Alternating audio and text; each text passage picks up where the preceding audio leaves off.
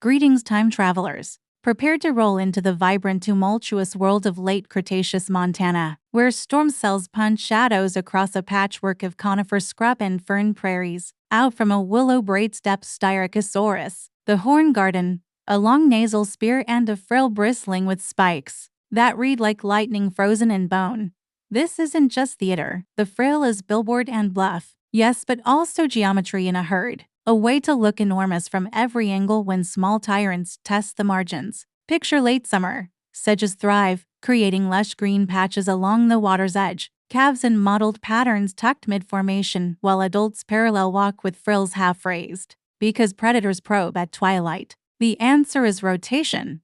The front ranks present horns, while the rear ranks cocktails, and the whole circle steps as one until a raptor's math breaks. Teeth are like leaf shears. Simple but many, just cycle like a press, feeding a fermentation gut that turns sun into bulk. When heat climbs, blood pushes into the frill's vascular web, dumping excess like a living radiator. Cold morning, flow throttles back, plates dim under frost. The spikes themselves vary, some long and back-swept, others short and menacing signposts for identity and status that reduce the need to actually fight. When they do fight, it's sideways shoving more than goring. Skull to skull with keratin sheets absorbing the insult.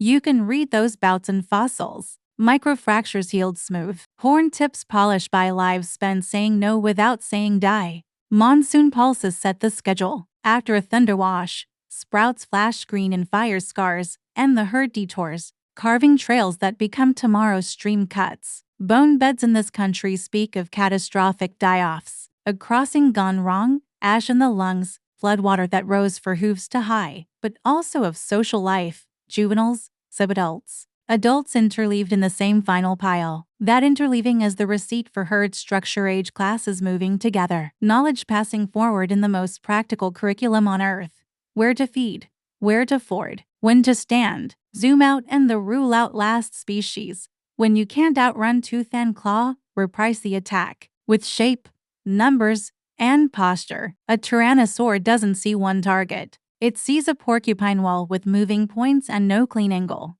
That's risk management in bone. Stand by a modern bison phalanx and watch horns make wolves think twice. Then add 6 more spikes and a shield with windows. It's herd physics under a thunderhead display as infrastructure. Thanks for walking the storm line. Subscribe, like, and comment the next horn constellation you want lit.